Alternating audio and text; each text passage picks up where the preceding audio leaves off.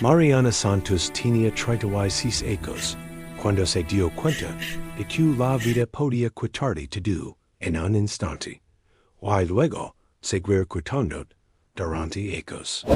Había perdido a su esposo Carlos 2 ecos en un accidente de trabajo que la había dejado con 3 hijas, un cuarto rentado que olía a humedad, y una duda que crecía cada mes, como la mala hierba en el potrero, abandonado detrás del pueblo.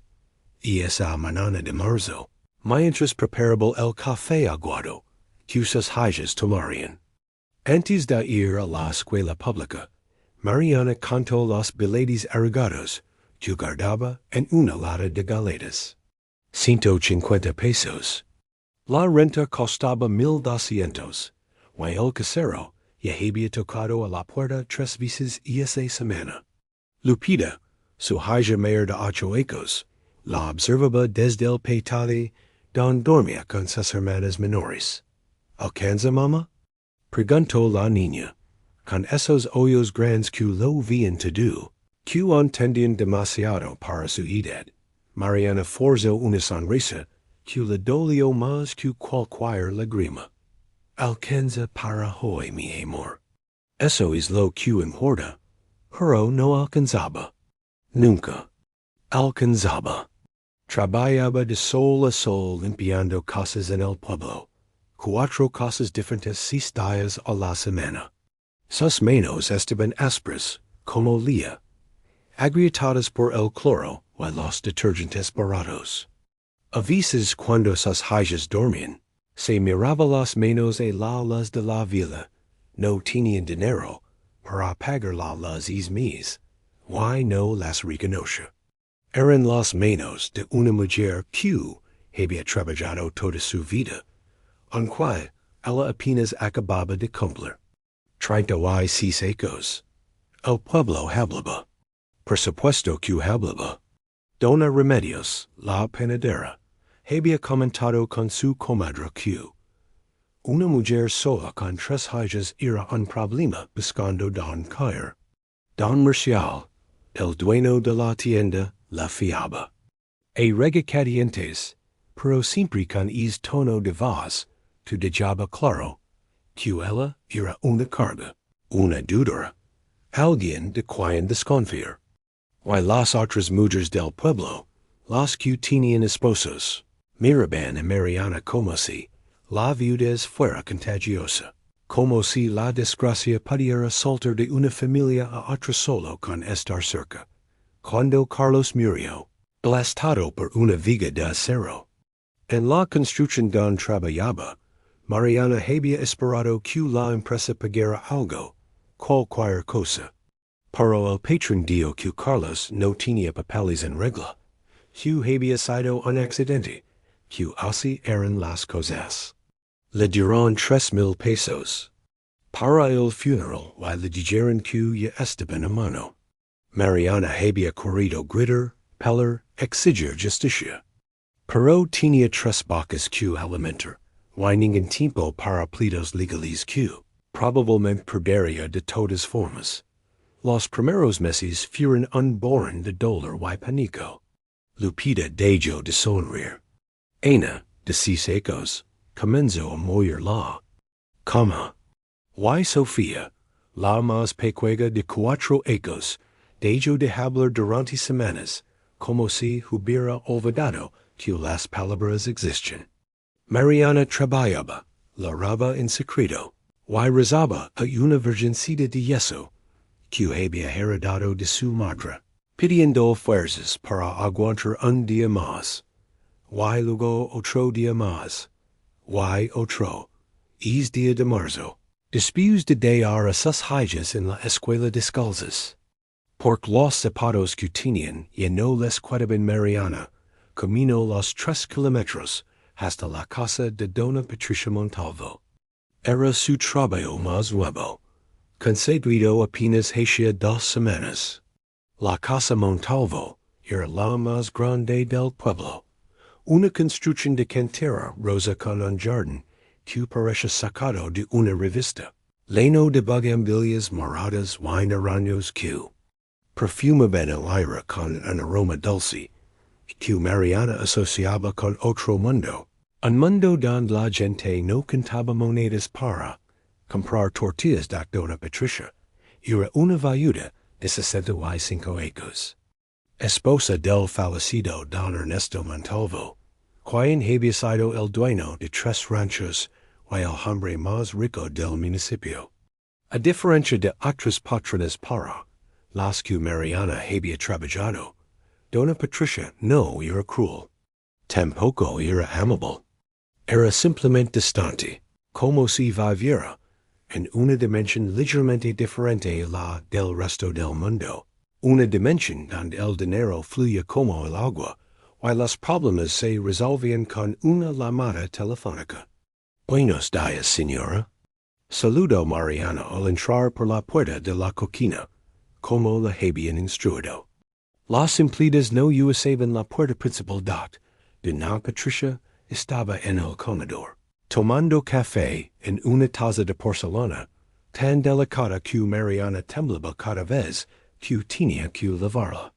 La mujer vestía un traje sastre color perla, con un collar de perlas que probablemente costaba más que todo lo que Mariana ganaría en 10 años.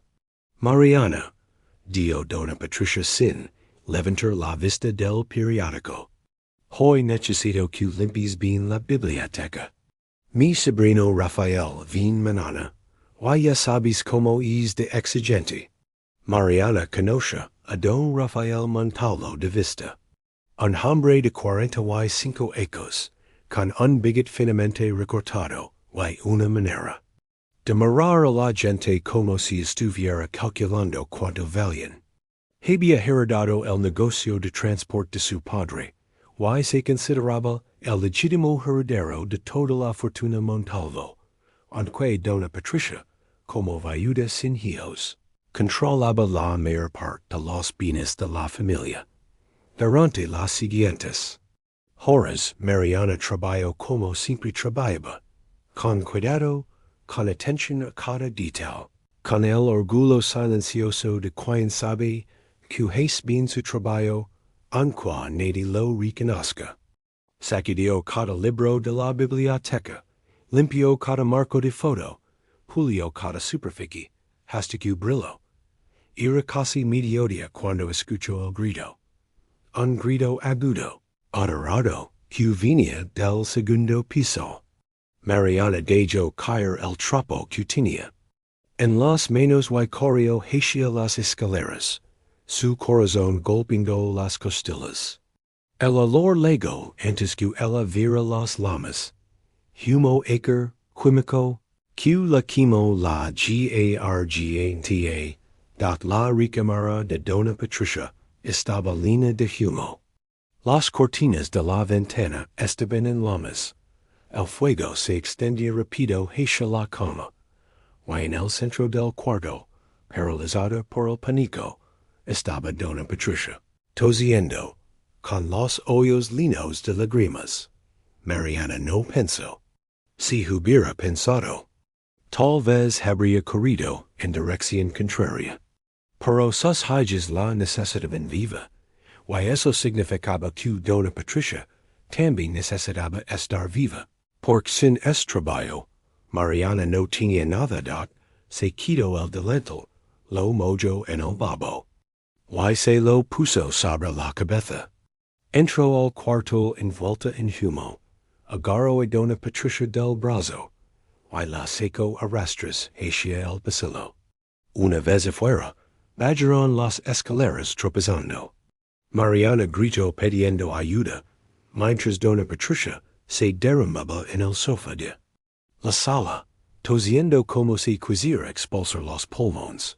Los vecinos le guerran. Alguien llamó a los bomberos. Para cuando el camión rojo apareció por la calle principal, el fuego ya estaba controlado. Un vecino había usado un extintor paro. El daño estaba hecho. La recámara de Dona Patricia estaba destruida. Las paredes negras de Holland, las cortinas convertidas en cenizas. El doctor del pueblo reviso y dona Patricia. Inhalation de humo, nada grave, pero necesidad de cáncer. Mariana espero en la coquina, sus manos temblando. El olor a humo pegado a su ropa, a su cabello, a su piel. Penso en sus hijas, que habría pasado si hubiera muerto? ¿Quién las cuidaría? ¿Dónde vivirían? Don Rafael llegó esa noche, su camioneta negra derrapando en la entrada de Gravilla. Entró como un huracán, gritando órdenes, exigiendo explications. Cuando vio a Mariana, la miró como si fuera un insecto molesto. ¿Ytq haces aquí todavía? Ya hiciste suficiente daño por hoy, ¿no? Mariana sintió que el suelo se abrir bajo sus pies. Señor, yo no. Rafael, basta. La voz de Dona Patricia llegó desde el sofá donde descansaba. Aunque débil por el humo, su tono no admite discusión. Mariana me salvó la vida. Si no hubiera sido por ella, estaría muerta. Don Rafael apretó la mandíbula, pero no dio nada más. Solo le lanzó a Mariana una mirada que dejaba claro que, en su opinión, algunas vidas valían más que otras para los días siguientes fueron extraños. Dona Patricia estaba diferente. Hablaba con Mariana, le hacía preguntas sobre sus hijas, sobre su vida. No con la curiosidad condescendiente de quien pregunta por educación, sino con un interés genuino que Mariana no sabía cómo manejar. Una tarde, mientras Mariana limpiaba la cocina, Dona Patricia entró y se sentó a la mesa, algo que nunca había hecho antes. Mariana dio sus dedos temblorando sobre la madera pulida. He estado pensando. Me salvaste la vida. Eso no es algo que se pague con dinero, pero quiero hacer algo por ti. Mariana sintió que el corazón se le aceleraba. ¿Le daría un aumento? ¿Dinero suficiente para pagar la renta atrasada? Tengo un terreno, continuó Dona Patricia. 10 hectáreas al norte del pueblo. Era de mi esposo.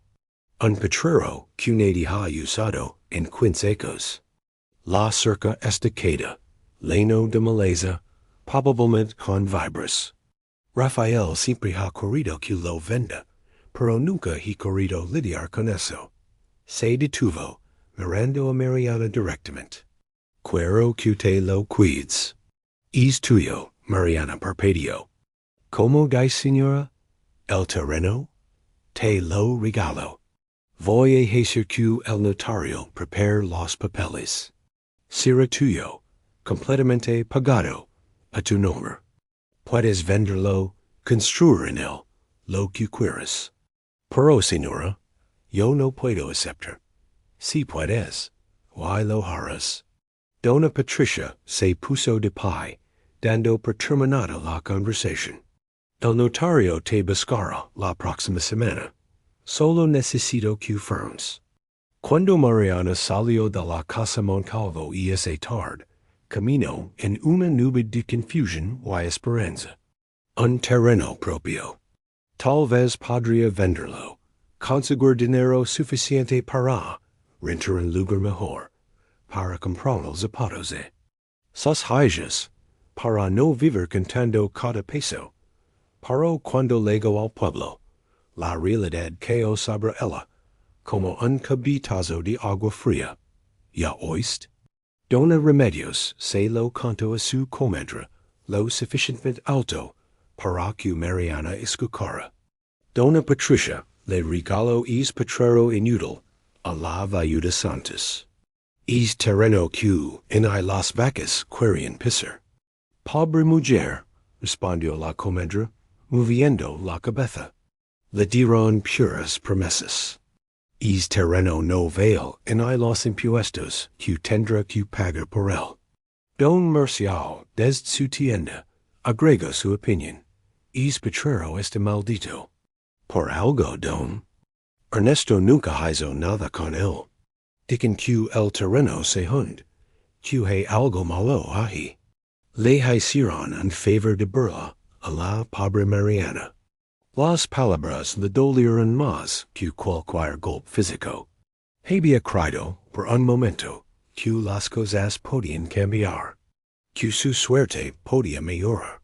Pero el pueblo tenía razón. ¿Que iba a hacer ella con un potrero abandonado? No tenía dinero para cercarlo, para limpiarlo, para hacerlo productivo. Why venderlo? ¿Quién compraría un terreno que nadie había corrido en 15 acres? Esa noche, acostada en el petate, junto a sus hijas, Mariana lloró en silencio. Lupita, que nunca dormía profundamente, le apretó la mano en la oscuridad. No llores, mamá, susurró la niña. Vi a estar bien. Yo te ayudo. Y en esa promesa de una niña de 8 años, Mariana encontró la fuerza para cerrar los ojos y de ir la semana siguiente. El notario público, un hombre de anteojos gruesos llamado Don Vicente, visitó el cuarto que Mariana rentaba. Traía un folder manila con los papeles de la propiedad. Se sentó en la única silla que tenía en Mariana. Tuvo que pedirla prestada a una vecina y extendió los documentos sobre la mesa de plástico. Señora Santos, dijo Don Vicente con una voz sorprendentemente amable. Estos son los papeles de la propiedad. 10 hectáreas, ubicadas 20 kilómetros al norte del pueblo, limite con arroyo seco. El terreno está registrado como uso agrícola, sin construcciones. Dona Patricia ha decidido transferir la propiedad sin costo alguno. Solo necesito que firme aquí, aquí. Mariana miró los papeles, como si fueran un idioma extranjero.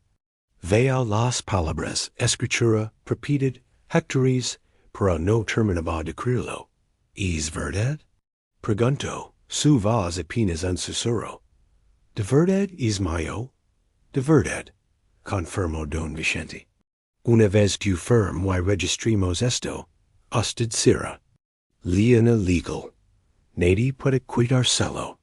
Mariana firmó con mano temblorosa. Su firma, que había puesto en tantos recibos de renta, en tantas notas de duda, ahora estaba en un papel que decía que ella era dueña de algo, de tierra, de fioro. Cuando Don Vicente se fue, Lupita corrió hacia su madre. ¿Qué es, mamá? ¿Qué pasó? Tenemos un terreno, mi amor, dijo Mariana. Y por primera vez en 2 años, sonrió con algo que no era solo Valencia fingida. Tenemos algo nuestro. El domingo siguiente, Mariana y sus 3 hijas hicieron el viaje al terreno. Don Gustavo, un vecino que tenía una camioneta vieja, accedió a llevarlas por 50 pesos. El camino se volvió de terracería a los 10 kilómetros, y luego simplemente una brecha llena de baches que hacía temblar todo el vehículo. A la señaló Don Gustavo, apuntando hacia un espacio donde la maleza crecía alta como una persona. Es potrero. Don Ernesto lo compró hace 20 años pensando criar ganado, pero el terreno resultó ser demasiado irregular. La cerca se cayó y nunca la volvió a poner. Cuando bajaron de la camioneta, Mariana sintió que el corazón se le caía al estómago. El terreno era una extensión de hierba amarillenta, arbustos espinosos y árboles retorcidos. Lo que había sido una cerca ahora eran postes podridos y alambre de faz oxidado, caído en secciones como si un gigante borracho lo hubiera petido. Al fondo, cerca de donde debía estar el límite de la propiedad, había una ligera elevación. En el terreno, una colina pequeña cubierta de Nápoles y his aches. Aquí vamos a vivir? Preguntó Ana, su voz llena de duda. Sofía, la más pequeña, se abrazó a la pierna de su madre. Sus ojitos asustados mirando la extensión salvaje. Pero Lupita caminó hacia adelante, sus pies descalzos hundiéndose en la tierra seca. Se agachó, tomó un puñado de tierra, while la dejó caer entre sus dedos. Es grande, mamá, dijo. Hay mucho espacio. Podemos plantar cosas. Podemos hacer una casa. Mariana tragó saliva. La niña tenía razón. Era grande. Why era suyo.pasar. La tarde explorando. Mariana caminó el perímetro, tratando de entender dónde empezaba y dónde terminaba su propiedad. Don Vicente le había dicho que había 10 hectáreas, pero para ella, acostumbrada a vivir en un cuarto de 4 por 4 metros, 10 hectáreas parecen infinitas. Las niñas jugaban, persiguiendo lagartijas, recogiendo piedras de colores. Era la primera vez en meses que Mariano las veía realmente felices. Libres sin las paredes del cuarto rentado por Imentai, y entendió las dot asterisk cu endio el, don Gustavo toca el claxon. Era hora de irse. Mientras regresaban al pueblo, Mariana miraba por la ventana de la camioneta, viendo como su terreno se hacía más pequeño en la distancia. Y tomó una decisión en dot se mudaría en ella. No tenían dinero para construir una casa, pero podrían poner una carpa. Don Marcial le debía 2 semanas de pago por el trabajo extra que había hecho limpiando la tienda. Con ese dinero compraría una carpa grande, algunas cobijas, una estufa de gas pequeña. No sería cómodo, pero sería suyo el pueblo, por supuesto. Pensó que se había vuelto loca. Y esa mujer está desesperada, dijo Dona Remedios. Meterse a vivir a ese monte, con 3 criaturas.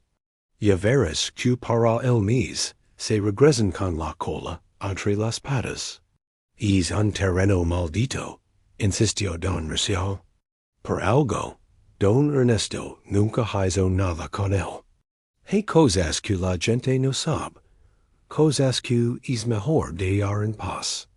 Pero Mariana no escuchaba. O más bien, escuchaba pero ya no le importaba. Había vivido 2 años, con la opinión del pueblo cayendo encima como piedras, y seguía de pie.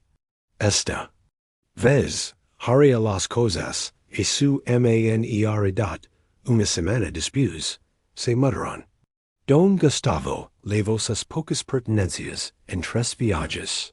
Una cama plegable, 2 patates, una estufa de gas, una caja con platos y alas, otra con ropa, y la carpa verde que Mariana había comprado en el mercado por 300 pesos. La carpa tenía agujeros remendados y olía a mojo, pero era lo que podían pagar dot la instalaron cerca de un mezquite grande que ofrecía algo de sombra. Las niñas ayudaron como pudieron, Lupita sosteniendo las estacas, mientras Mariana las martillaba. En la tierra dura, Ana y Sofía recogieron piedras para hacer un círculo, para la fog edad, la primera noche fue dura. Hacía frío. Los sonidos del campo, grillos, lechuzas, el viento silbando entre los arbustos, eran extraños y un poco aterradores. Sofía no podía dormir, y Ana le raba diciendo que tenía miedo. Pero Lupita, su valiente Lupita, se acostó entre sus hermanas. Y les contó historias, hasta que se dio a dormir andad Mariana. Se quedó despierta mucho tiempo, mirando el techo verde de la carpa, preguntando si había hecho lo correcto. ¿Qué clase de madre traía a sus hijas a vivir en medio de la nada, sin electricidad, sin agua corriente, sin vicino cerca. Pero entonces recuerdo el cuarto rentado, el casero golpeando la puerta, la mirada de lástima mezclada con desprecio del pueblo. Y supo que, por lo menos aquí, nadie podía ecarles. Esta tierra era suya edad, los días se volverán semanas. Mariana seguía trabajando en casa de Dona Patricia, y en las otras 3 casas del pueblo, caminando los 3 kilómetros de ida, y vuelta cada día. Dejaba a las niñas con comida preparada, y órdenes estrictas de no aliarse de la carpa.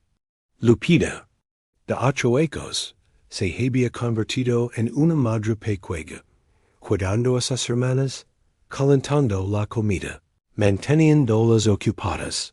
Un sábado, Mariana estaba tratando de reparar una sección de la cerca queda. El alambre de faz estaba oxidado y quebradizo, y los postes de madera estaban podridos en la base. Necesitaba cerca nueva, pero eso costaría miles de pesos que no tenía. Por ahora, solo podía mirar el alambre caído y rezar para que se sostuviera. Estaba concentrada en esto cuando escuchó a Lupita gritar: «Mamá, mamá, ven». El tono era de emoción, no de miedo, pero Mariana corrió de todas formas. Lupita estaba cerca de la elevación del terreno, la pequeña colina cubierta de nopales.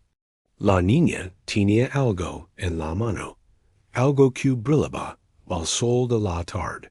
«Mira lo que encontré», dijo Lupita, extendiendo la mano. En su palma había una moneda de metal, pero no como las monedas modernas. Era más grande, más pesada, con desagos extraños que Mariana no reconoce. ¿Dónde la encontraste? A la arriba. Lupita señaló hacia la colina. Hay un lugar donde la tierra está hundida, como un hoyo. Y esto estaba allí, entre las piedras. Mariana tomó la moneda. Estaba cubierta de tierra, pero cuando la frotó con el borde de su blusa, brilló con un tono dorado apagado. Era vieja, muy vieja. Tenía grabados que parecían letras, pero en un estilo antiguo que ella no podía leer. ¿Ve dinero, mamá?», preguntó Lupita, sus ojos grandes llenos de esperanza. «No lo sé, mi amor», respondió Mariana honestamente. «Tal vez. Pero había algo en esa moneda que le produjo una sensación extraña en el estómago, una mezcla de emoción y miedo». «¿Qué? ¿Hacía una moneda como esa en su terreno?» «Y esa noche, después de que las niñas se durmieron, Mariana se quedó fuera de la carpa, mirando hacia la colina. La luna estaba casi llena, bañando el terreno en una luz plateada que hacía que las sombras parecieran más profundas, más misteriosas. Pensó en las palabras de Don Marcial: «Es terreno este maldito». ¿Y si había algo a la arriba? ¿Algo enterrado? El lunes, mientras trabajaba en casa de Dona Patricia, Mariana lavaba la moneda en el bolsillo de su delantal. Pesaba como una promesa o como una amenaza, no estaba segura de cuál. Durante el almuerzo, mientras Dona Patricia tomaba su té en el jardín, Mariana reunió el valor para hablar. «Señora», dijo, sacando la moneda, «mi hija encontró esto en el terreno. ¿Sabe usted qué puede ser?» Dona Patricia tomó la moneda, la examinó a través de sus anteojos de lectura, y frunció el ceño. «Es vieja, muy vieja. ¿Dónde exactamente la encontró tu hija?» «Cerca de una colina al fondo de la propiedad. Hay un lugar donde la tierra está hundida». Dona Patricia se quedó en silencio por un largo momento. Cuando habló, su voz sonaba pensativa. Mi esposo, don Ernesto, solia hablar de is potrero. Dicia q había algo extrago ali, q el terreno no se comportaba como debería. Los animales no quieren pastar en ciertas áreas. Una vez trajo un geólogo para revisar el suelo, pero el hombre se fue sin dar explicaciones claras. ¿Qué cree que significa? No lo sé, admitió Dona Patricia. Pero si yo fuera ti, tendría cuidado. Y guardaría bien esa moneda. Podría valer algo, o podría traer problemas. A veces es lo mismo. Las palabras de Dona Patricia quedaron flotando en la mente de Mariana durante los días siguientes. Tendría cuidado. No le contaría a nadie más sobre la moneda. Pero no podía dejar de pensar en ella, en lo que podría significar. El siguiente domingo, Mariana y Lupita subieron a la colina juntas. Era una subida empinada, resbaladiza con gravilla suelta, y espinas de nopal que se pegaban a su ropa. Pero Lupita era ágil y valiente, trepando como una cabrita de monte, y Mariana la seguía, su respiración entrecortada por el esfuerzo. El hoyo que Lupita había mencionado estaba cerca de la cima. No era realmente un hoyo, sino más bien una depresión. En el terreno, como si algo debajo se hubiera hundido o colapsado con el tiempo. La tierra allí era más oscura, más suelta. Y había piedras, muchas piedras, pero no piedras naturales. Estas piedras tenían formas rectangulares, como si hubieran sido cortadas por manos humanas. ¿Ves, mamá? Dijo Lupita señalando. Aquí. Es donde encontré la moneda. Había una piedra suelta, y cuando la moví, la moneda estaba debajo. Mariana se arrodilló, sus rodillas hundiéndose en la tierra suave. Con cuidado, comenzó a mover las piedras sueltas. Debajo había más tierra, pero esta tierra era diferente y más oscura, con un olor a humedad antigua, a cosas que habían estado enterradas durante mucho tiempo. Why, entonces vio algo que hizo que su corazón se detuviera. Un borde recto. Demasiado recto para ser natural. Estaba parcialmente enterrado, pero cuando limpió la tierra con sus manos, reveló lo que parece ser el borde de un escalón. Un escalón de piedra labrado que descendía hacia la oscuridad.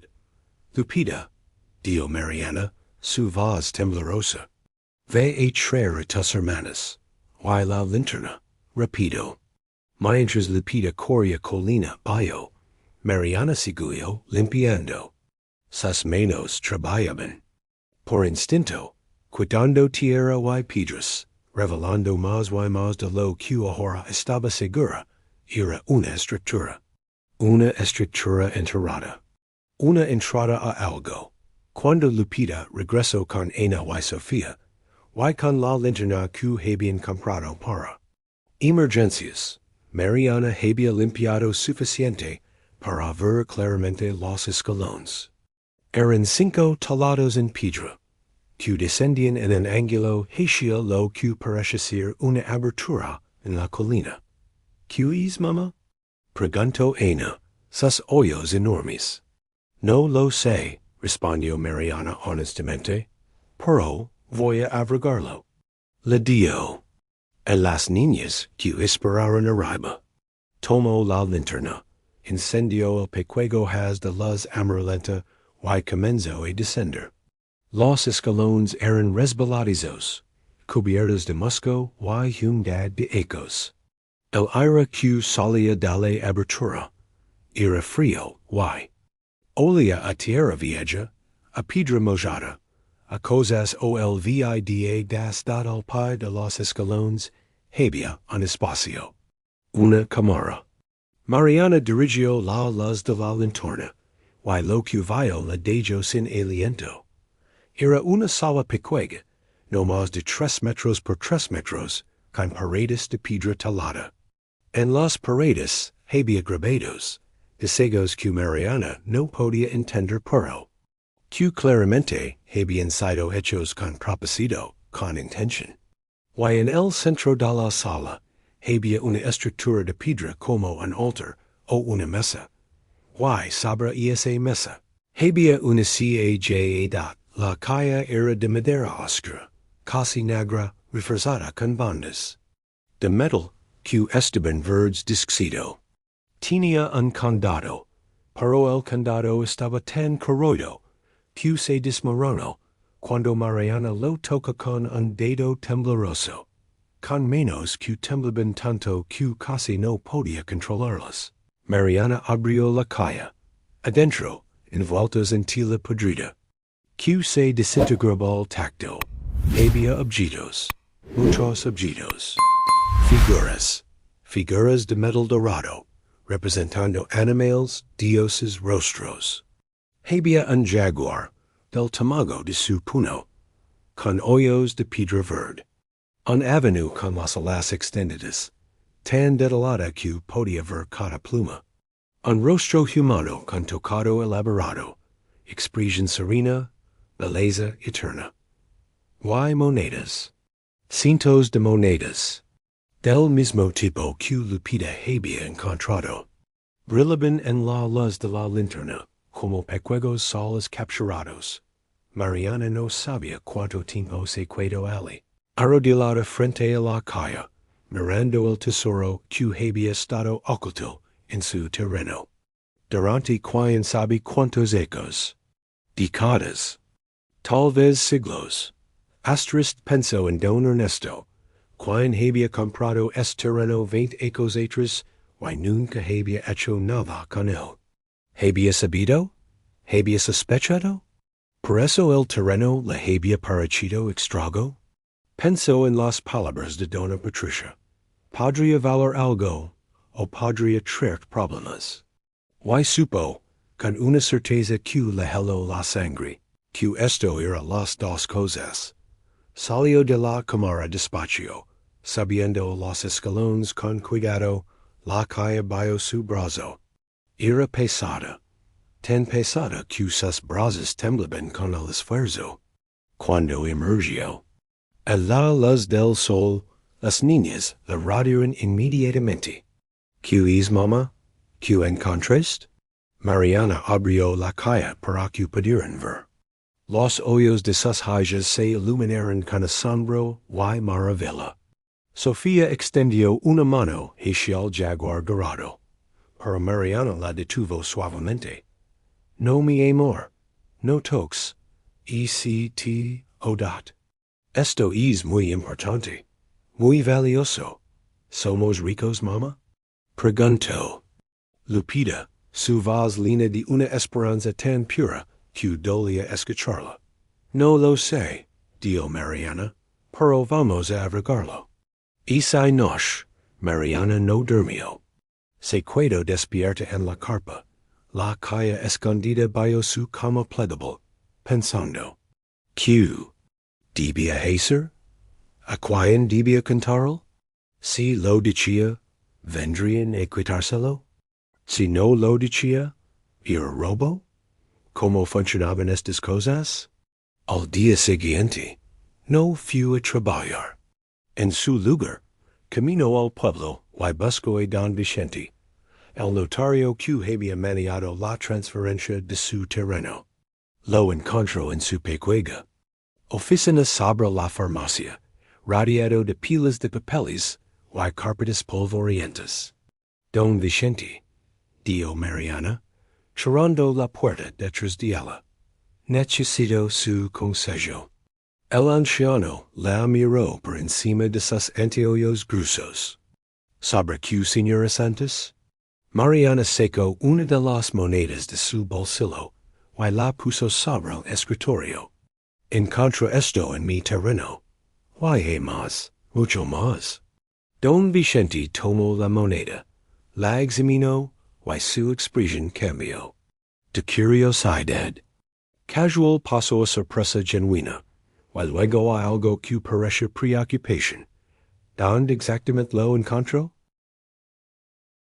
Hay una cámara enterrada en la colina al fondo del terreno. Don Vicente se recostó en su silla, que crujio bajo su peso. Se quitó los anteojos, los limpió con un pañuelo, y se los volvió a poner. Todo esto tomó un largo minuto durante. El que Mariana sintió que su corazón late tan fuerte que él debía poder escucharlo. Señora Santos, dijo finalmente, lo que usted ha encontrado probablemente si patrimonio arqueológico. Si esas piezas son lo que creo que son artefactos prehispánicos, técnicamente pertenecen a la nación. El INAH, el Instituto Nacional de Antropología y Historia, tiene jurisdicción sobre este tipo de hallazgos. El corazón de Mariana se hundió. ¿Me lo van a quitar? No exactamente, dijo don Vicente rápidamente. Déjame explicarlo. Sí, el INAH tiene que ser notificado. Ellos vendrán, documentarán el hallazgo, determinarán su valor histórico. Pero, se inclinó hacia adelante. Usted es la dueña de la tierra donde se encontró. Eso le da ciertos derechos. Si las piezas son declaradas patrimonio nacional, no podrá venderlas en el mercado privado, pero el gobierno está obligado a compensarla. Y si hay piezas que no tienen valor histórico significativo, como monedas coloniales comunes, y esas pueden quedárselas. Y si no reportó el hallazgo, don Vicente la miró seriamente. Entonces estaría cometiendo un delito federal. Y si alguien más se entera y crimen, alguien siempre se entera, podría perder no solo los artefactos sino también su terreno. Y posiblemente enfrentar cargos criminales. Mariana sintió que el mundo se cerraba alrededor de ella. Había pensado que este tesoro era su salvación. Ahora parece más una trampa. ¿Qué me aconseja que haga? Repértelo, dijo don Vicente sin vacilar. Lo hacemos correctamente. Yo puedo ayudarla con el proceso. Conozco a gente en el INAH, buenos abogados. Nos aseguramos de que usted reciba todo lo que le corresponde. Pero tiene que ser legal, señora Santos. Es la única manera de que esto termine bien para usted. Mariana asintió lentamente. Sabía que don Vicente tenía razón. Pero también sabía que una vez que reportara esto, las cosas cambiarían. Ya no sería solo ella y sus hijas.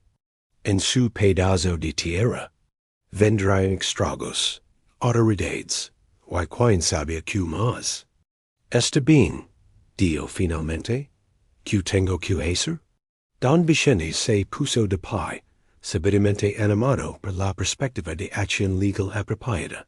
Primero, vamos a documentar todo. Tome fotos, muchas fotos. No mueva nada más de la cámara. Luego, preparar los documentos necesarios y contactar al INAH. Deberían poder mandar a la GIN en una semana, tal vez dos. ¿Puedo seguir trabajando mientras tanto? Necesito el dinero de mis empleos, por supuesto. Solo no toque nada más en el sitio. Y vacilo. Tal vez no le cuente a nadie más sobre esto. Por ahora, Mariana pensó en don Rafael en su manera de mirarla como un insecto. En dona Patricia, quien había sido amable, pero que también era parte de la familia Montalvo. En todo el pueblo, que había dicho que su terreno no valía nada. No le contaré a nadie, prometió. Pero los secretos, especialmente los secretos grandes, tienen una manera de filtrarse. 3 días después, mientras Mariana trabajaba en casa de dona Patricia, don Rafael apareció sin previo aviso. Su camioneta. Negra rugio en la entrada, las lantas levantando grevilla.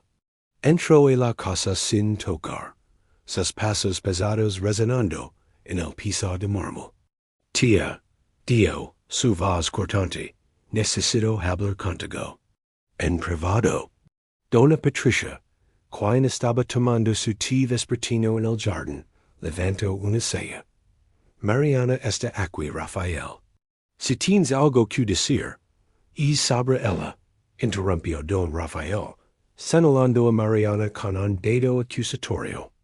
Why sobre el regalo ridículo que le hiciste? El estómago de Mariana se volvió hilo. ¿Cómo sabía? ¿Quién le había contado? Don Rafael se giró hacia Mariana, sus ojos pequeños brillando con algo entre codicia y rabia. Encontraste algo. En ese terreno, ¿verdad? Algo valioso. Mariana no dio nada. No podía. Su garganta se había cerrado. No te hagas la tonta, escupió don Rafael. Mi contacto en el notario, mi canto. Te vieron hablando con don Vicente, mostrando monedas antiguas. Se giró hacia dona Patricia. ¿Lo vis? Te lo dig. Es terreno valía algo. Why te se lo regalaste a esta a esta nady. Rafael. La voz de dona Patricia era fría como el acero. Es terreno es legalmente de Mariana. Lo que ella encuentra allí es asunto suyo. Es asunto de la familia, insistió don Rafael. Es terreno era de mí, tu Ernesto. Debio haber sido mío. No de alguna empleada doméstica que. Basta.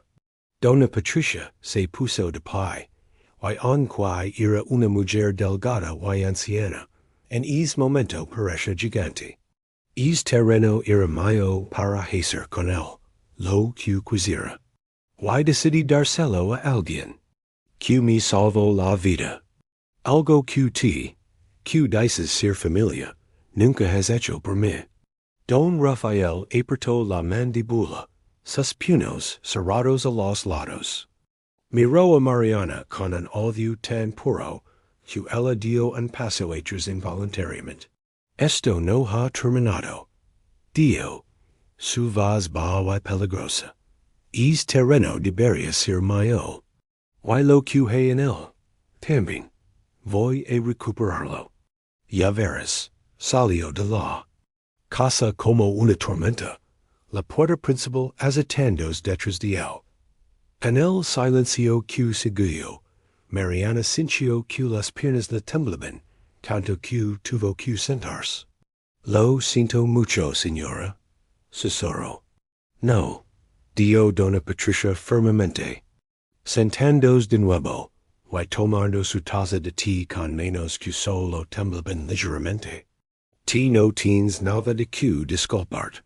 Rafael siempre ha sentido que merece más de lo que tiene.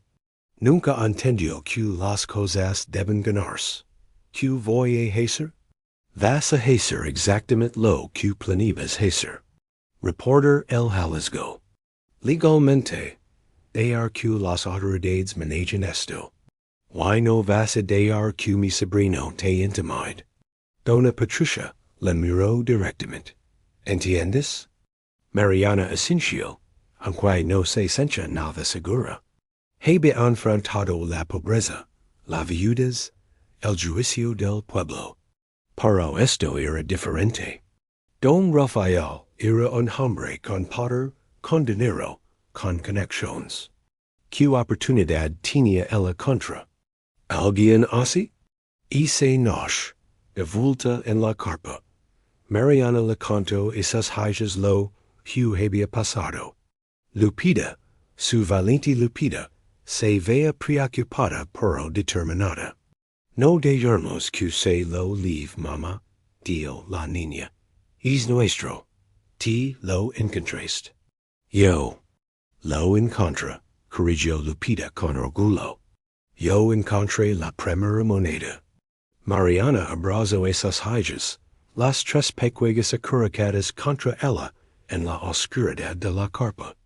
Escuchaban el viento silbar entre los arbustos, los grillos cantando su canción interminable.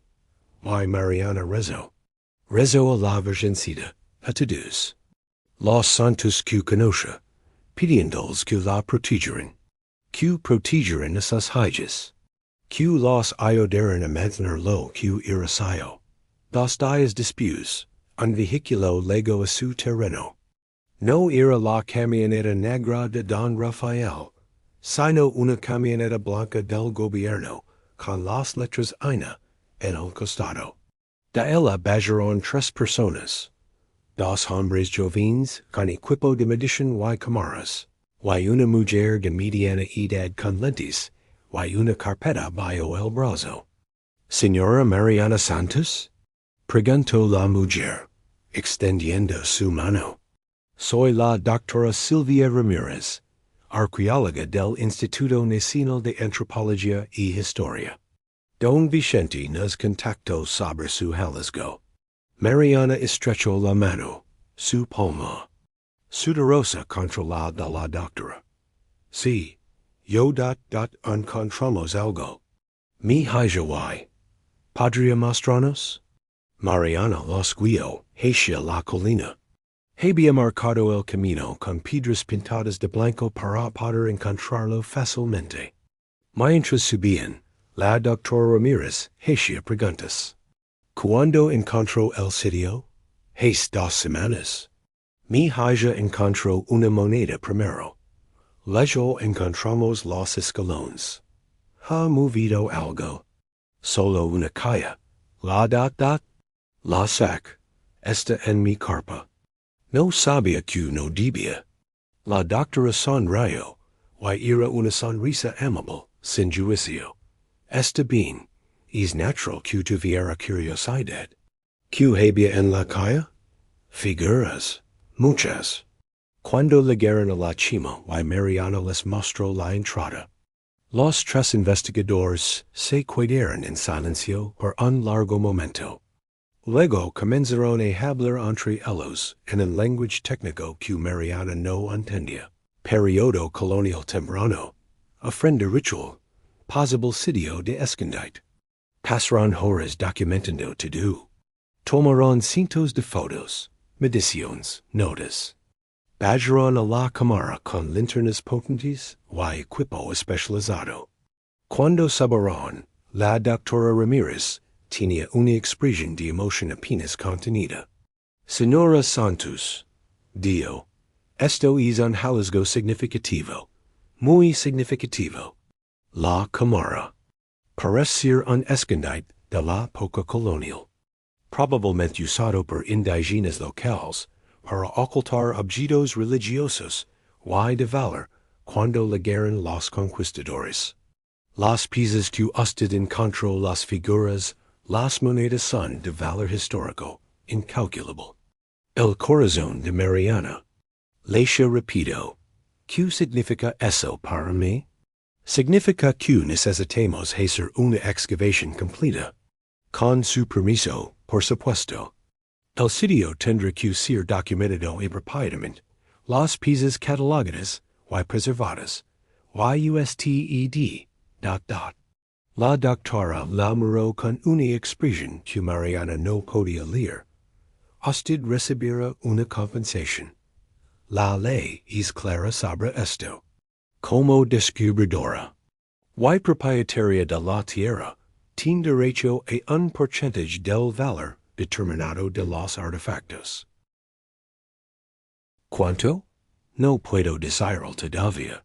Necesitamos hacer una evaluación completa.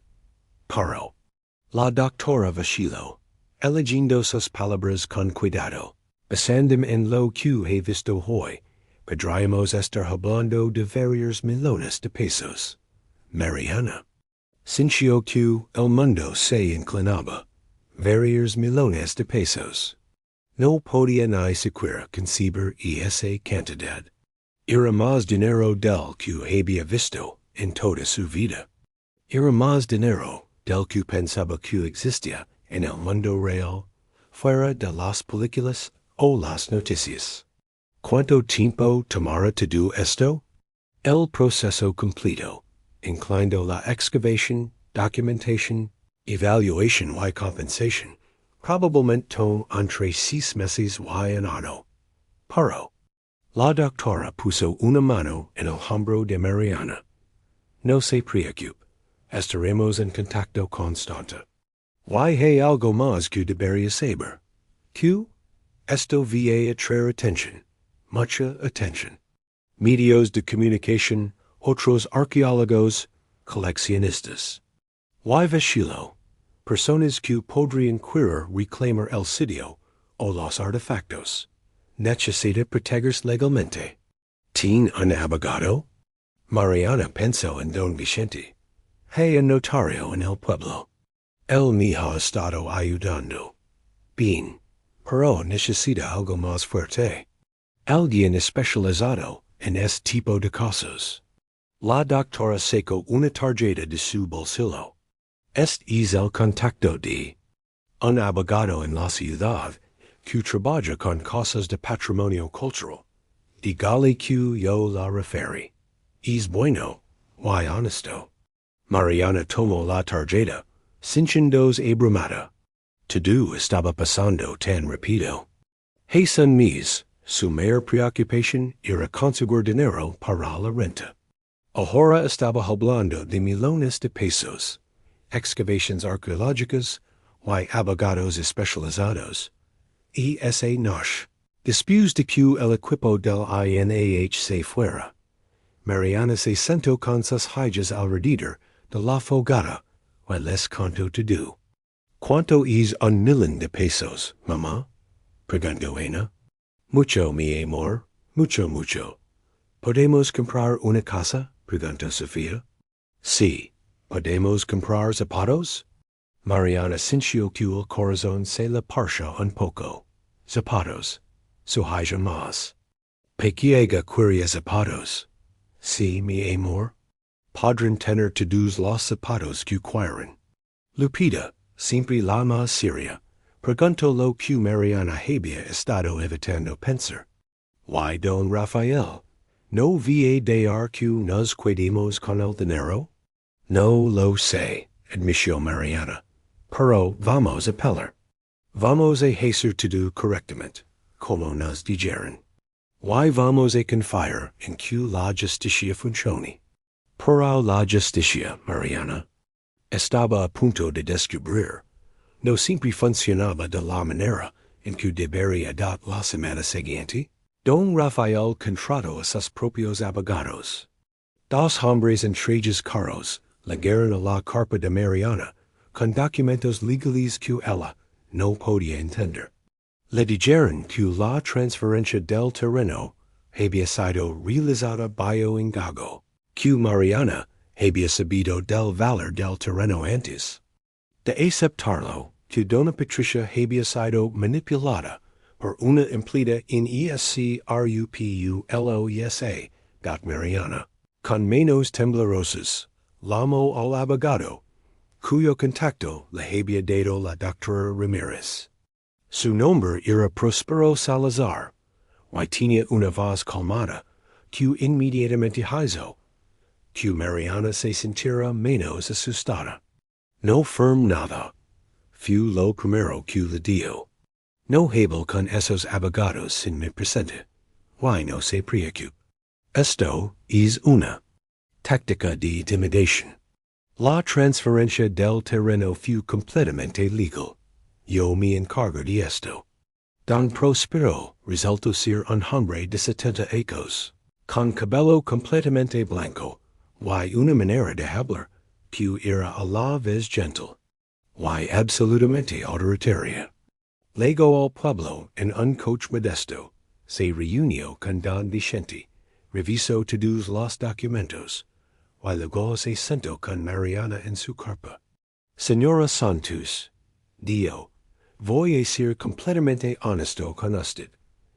Don Rafael Montalvo tiene dinero, tiene influencia, pero no tiene la razón. La ley está de su lado. El terreno le fue transferido legalmente per dona Patricia, quien era la duana absoluta de la propiedad. To Hallesgo en terreno le pertenece a usted, sujeto a las leyes de patrimonio cultural. Don Rafael puede intentarlo que quiera, pero mientras usted no firme nada, y siga el proceso legal de propiedad, él no puede tocarla. Y si es algo fuera de la ley, Don Prospero la miró seriamente, ha sido amenazada. Mariana pensó en la manera en que Don Rafael la había mirado en sus palabras. Esto no ha terminado, no directamente, pero documentaremos. To cualquier amenaza, cualquier intento de intimidación. Y si es necesario, solicitaremos una orden de restricción. Pero Señora Santos, se inclinó hacia adelante. Necesito que entienda algo. Este caso probablemente vaya a juicio. Tomará tiempo. Será estresante. Habrá momentos en que quiera rendirse. Pero si aguanta, si confía en el proceso, ganará. Porque la justicia, aunque lenta, eventualmente liga. Mariana quería creer. Eso. Necesitaba creer y eso los meses siguientes fueron un torbellino. El equipo del INAH instaló un campamento en su terreno, haciendo una excavación completa del sitio. Encontraron más de lo que Mariana había imaginado. No solo la cámara que ella había descubierto, sino dos cámaras más, conectadas por túneles angostos. En total, recuperaron más de 500 piezas, figuras de oro y plata, monedas coloniales, objetos ceremoniales, incluso algunos códices parcialmente preservados. La noticia se extendió. Primero fue el periódico local, luego los medios regionales, y finalmente las noticias nacionales. Viuda pobre descubre tesoro arqueológico en terreno regalado, decían los titulares. Reporteros llegaban al pueblo, queriendo entrevistar a Mariana, tomar fotos de sus hallas, de la carpa donde vivían. El pueblo, que había despechado a Mariana, que había dicho que su terreno no valía nada, ahora la trataba diferente. Algunos con respeto genuino, otros con envidia, apenas disfrazada. Y algunos, como Dona Remedios, simplemente cambiaban su versión de los eventos. Siempre supo que había algo especial en terreno, decía la panadera, a quien quisiera escoger. Por eso Dona Patricia se lo dio a Mariana.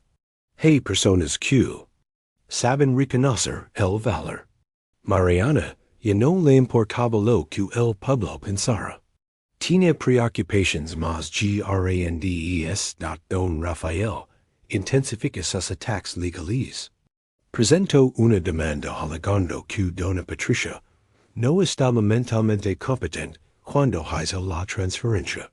Consiguió testimonios de otros empleados, diciendo que Mariana había sido excesivamente amistosa con la anciana, que había manipulado la situación.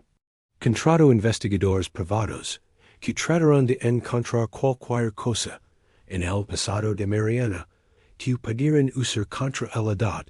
No encontraron nada, porque no había nada que encontrar. Mariana Santos era exactamente lo que parecía ser. Una viuda pobre que había trabajado honestamente, que amaba a sus hijas, y que había recibido un regalo generoso de una mujer agradecida. El juicio, cuando finalmente llegó, fue en el juzgado del municipio. Una sala pequeña con paredes de concreto y un ventilador de techo que chirriaba. Mariana se sentó con Don Prospero en un lado de la sala. Don Rafael y sus dos abogados caros se sentaron del otro lado. El juez era un hombre de 50 años, con expresión cansada y una manera de hablar que no toleraba tonterías. Los abogados de Don Rafael presentaron su caso primero. Hablaron de manipulación emocional, de aprovecharse de una anciana vulnerable, de transferencias de propiedad sospechosamente convenientes, justo antes de un hallazgo arqueológico. ¿Cómo explica la coincidencia? Preguntó uno de los abogados, señalando dramáticamente a Mariana. ¿Cómo es que esta mujer, de todas las personas, recibió exactamente el terreno que contenía melones en artefactos arqueológicos? Don Prospero se puso de pie lentamente. Cuando habló, su voz era calmada, casi conversational. Su señoría, la explicación es simple. No hay coincidencia. Dona Patricia Montalvo transfirió este terreno a la señora Santos 2 meses antes del descubrimiento. En ese momento, nadie ni Dona Patricia ni la señora Santos, ni ciertamente mi cliente, tenía idea de lo que el terreno contenía. La señora Santos aceptó lo que todos consideraban un terreno sin valor como agradecimiento por salvar la vida a Dona Patricia. El hecho de que resultara contener algo valioso es fortuna, no fraud. Pero ella debió haber sabido, insistió el abogado de Don Rafael. ¿Cómo? Preguntó Don Prospero simplemente. ¿Tiene evidencia de que la señora Santos alguna vez tuvo conocimiento previo del sitio arqueológico? Contrató ella a arqueólogos? ¿Hizo estudios del terreno? ¿Habló con alguien sobre posibles hallazgos? La respuesta es no. Porque no sabía. Nadie sabía. El abogado de Don Rafael cambió de táctica. Entonces hablamos de la competencia mental de Dona Patricia Montalvo en el momento de la transferencia. Tenemos testimonios de un momento. Interrumpió el juez. ¿Está Dona Patricia Montalvo presente en esta sala? Hubo silencio. Luego, desde el fondo de la sala, una voz clara y firme. Sí, su señoría. Estoy aquí. Todos se giraron. Dona Patricia Montalvo entró a la sala, apoyándose en un bastón, pero caminando con dignidad. Vestía un traje sastre azul marino. Su cabello blanco perfectamente peinado, sus ojos brillando con una determinación que hacía que pareciera 20. Ecos más joven Don Rafael se puso pálido. El juez sonrió levemente. Dona Patricia, es un honor. Por favor, pase al frente. Dona Patricia caminó hasta el estrado. Juró decir la verdad, y se sentó.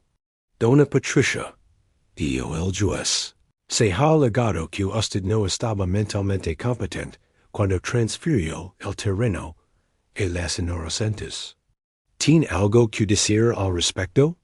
Dona Patricia miró a Don Rafael con una expresión que podría haber congelado lava. Luego se giró hacia el juez. Su señoría, tengo 65 acres. He manejado las propiedades y negocios de mi difunto esposo durante los últimos 10 años, sin ningún problema de competencia. El día que decidí transferir terreno a Mariana Santos, lo hice completamente consciente de mis acciones. Lo hice porque esa mujer me salvó la vida con riesgo de la suya propia. Lo hice porque reconocí en ella algo que es muy raro en este mundo, decencia genuina. Pero tía, comenzó Don Rafael. No he terminado, dijo Dona Patricia fríamente. Mi sobrino Rafael ha corrido ese terreno durante años. No porque le importara, sino porque no soportaba que hubiera algo de la fortuna de mi esposo que él no controlara. Le dije no entonces, y le digo no ahora. Ese terreno era mío para el doro. Se lo di a quien yo considero apropiado. Y el hecho de que resultara contener un tesoro arqueológico solo confirma mi creencia de que a veces Las cosas terminan don de bienestar. Hubo un largo silencio en la soledad. El juez miró los documentos frente a él. Luego miró a don Rafael. A sus abogados caros. A Mariana sentada quietamente, con su ropa remendada, y sus manos ásperas de trabajo. He escuchado suficiente, dijo el juez. La transferencia de propiedad fue legal, fue voluntaria, y fue documentada apropiadamente. Number. Hay evidencia de fraud, manipulación o incompetencia mental. La demanda del señor Montalvo es rechazada. El terreno pertenece legalmente a la señora Mariana Santos, así como todos los hallazgos arqueológicos descubiertos en él, sujeto a las leyes de patrimonio cultural del país. Golpeó su mazo. El sonido resonó en la pequeña sala como un trueno. Mariana sintió que las piernas le falaban. Don Prospero la sostuvo del brazo, sonriendo. Lo logramos, susurró el abogado. Ganamos. Don Rafael salió de la sala hecho una furia, sus abogados siguiéndolo. Dona Patricia se acercó a Mariana, tomó sus manos y las apretó con fuerza. No tenía que haber venido, señora, dijo Mariana, lágrimas corriendo por sus mejillas. Usted está. Estoy perfectamente bien, interrumpió Dona Patricia. Why tenía que venir? Algunas cosas son demasiado importantes para dejarlas pasar. Cuidar a las personas correctas es una de ellas. Afuera del juzgado, había un pequeño grupo de personas del pueblo esperando. Cuando Mariana salió con Don Prospero y Dona Patricia, la gente comenzó a aplaudir. No todos, algunos todavía miraban con envidia o resentimiento, pero suficientes como para que Mariana sintiera, por primera vez en mucho tiempo, que tal vez, las cosas iban a estar bien. Los meses siguientes fueron un proceso de ajustes y aprendizaje. El INAH completó su evaluación de los artefactos. La colección fue declarada de valor nacional incalculable, y las piezas más significativas fueron transferidas al Museo Nacional de Antropología. Pero como descubridora y propietaria de la tierra, Mariana recibió una compensación. 15 millones de pesos. Cuando Don Prospero le dio la noticia, Mariana tuvo que sentarse. No podía respirar. Era más dinero del que había imaginado que existía en el mundo real. ¿Qué hago con eso? Preguntó, su voz temblando. Don Prospero sonrió. Lo que quiera, señora Santos. Pero si me promete un consejo, invierta la mayor parte. Compra una casa, establezca fondos educativos para sus hijas, pero guarda el resto en inversiones seguras. Este dinero puede cuidar de su familia durante generaciones si lo maneja sabiamente. Mariana siguió su consejo. Compró 3 hectáreas del terreno original, se quedó con la parte que incluía el sitio arqueológico, que ahora era un área protegido y construyó una casa. No una mansión, sino una casa real con 4 recámaras, 2 barras, y una cocina con estufa de gas y refrigerador, y una sala con ventanas grandes que dejaban entrar las luz. Para las niñas fue como mudarse a un palacio. Lupita no podía creer que tenía su propia cama. Ana pasaba horas en el lavabo, fascinada por el agua corriente. Y Sofía, su pequeña Sofía que había vivido 4 años en cuartos rentados miserables, corría por la casa gritando de alegría. Mariana inscribió a sus hijas en la mejor escuela privada del municipio. Compraron uniformes nuevos, mochilas, tiles escolares, zapatos, muchos pares de zapatos. Y luego Mariana hizo algo más. Algo que no había planeado. Que vino de un impulso del corazón. Con part del dinero, estableció una fundación. La llamó Fundación Segundo Destino. Y su propósito era ayudar a viudas y madres solteras del municipio. Proporcionaba microcréditos sin intereses, capacitación laboral y apoyo legal gratuito. Porque, explicó Mariana en la pequeña ceremonia de inauguración, con su voz temblorosa paró firme. Yo sé lo que es estar completamente sola, sin nadie que te ayude. Y si puedo hacer que, aunque si una mujer no tenga que sentir eso, entonces es dinero, haber valido algo, más que solo salvarme. 5 ecos después, Mariana estaba de pie en su jardín, un jardín real, con flores y árboles frutales, viendo a sus hijas jugar.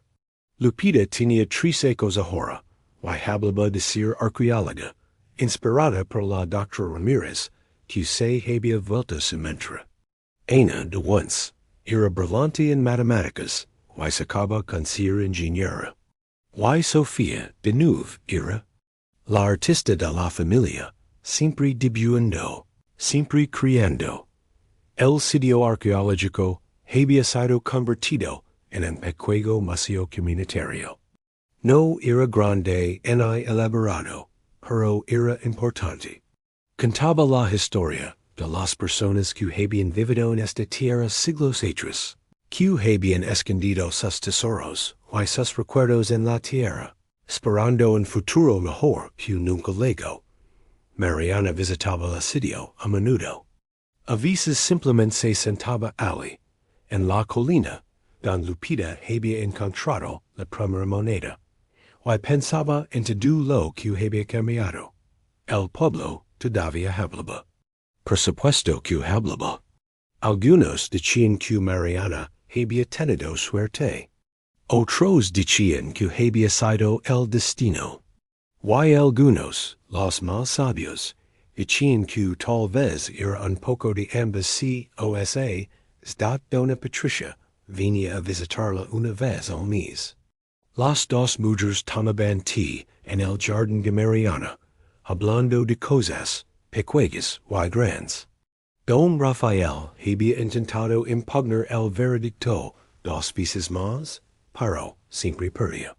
Eventualmente, se había mudado a otra ciudad, amargado y resentido. Incapaz de aceptar que algunas cosas simplemente no estaban destinadas a ser suyas. Una tarde, mientras las niñas estaban en la escuela, y Mariana trabajaba en los libros de la fundación, Lupita llegó corriendo con algo en la mano. Mamá, mira lo que encontré en la colina. Era otra moneda, pequeña, antigua, diferente a las otras, pero claramente del mismo periodo. Mariana la tomó, sintiendo su peso familiar en su palma. Sonrió. ¿Sabes qué, mi amor? Creo que esta deberíamos guardarla. ¿No la vamos a reportar? El sitio ya está completamente excavado. Esta probablemente se cayó durante el trabajo de los arqueólogos. Es solo una moneda. No voy a cambiar nada históricamente. Cerró la mano de Lupita alrededor de la moneda. Guardala. Para que recuerdes. ¿Recordar que? Mariana miró hacia la colina, hacia el pequeño museo, hacia la casa que había construido, hacia el futuro que nunca había imaginado posible. Para que recuerdes que a veces las cosas que el mundo desecha son exactamente lo que estabamos destinados a encontrar. Y que la verdadera riqueza no está en lo que tenemos, sino en lo que hacemos con lo que recibimos. Lupita sintió seriamente, guardando la moneda en su bolsillo. Luego abrazó a su madre fuerte, con todo el amor de una niña que había visto a su madre peller batalas imposibles y ganar.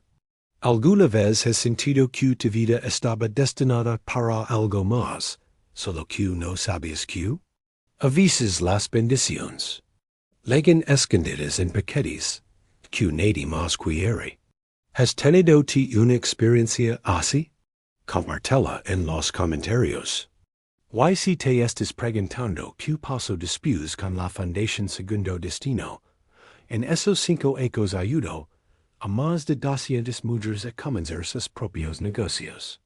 Algunas abrieron tienditas, otras aprendieron oficios. Una incluso abrió un pequeño taller de costura que ahora emplea 10 personas. El legado de Mariana no fue solo el dinero que recibió, sino lo que decidió hacer con él. Porque al final, el verdadero tesoro no eran las figuras de oro ni las monedas antiguas. El verdadero tesoro era la dignidad recuperada, la esperanza restaurada, y la prueba de que a veces, solo a veces, la justicia gana. Cuando la gente del pueblo cuenta la historia ahora y todavía la cuentan en las tiendas y en las plazas. Una historia que se ha vuelto leyenda ya. No hablan de la viuda pobre o de la empleada. Hablan de Mariana Santos, la mujer que encontró un tesoro, y usó ese tesoro para cambiar no solo su propia vida, sino las vidas de cientos de otras personas. Y en las noches tranquilas, cuando Mariana se sienta en su porche y mira hacia las estrellas, piensa en Carlos, su esposo, y les asegura: Gracias. Gracias por los ecos que tuvieron juntos. Gracias por las hallas que le dio. Y gracias por enseñar que el trabajo duro y la dignidad valen más que el oro. Porque al final, no fue el tesoro lo que salvó a Mariana, fue su propia fuerza. El tesoro simplemente le dio la oportunidad de mostrárselo al mundo. Si esta historia toca tu corazón, suscribid a Historias del Destino Oculto para más relatos de esperanza, justicia y milagros inesperados.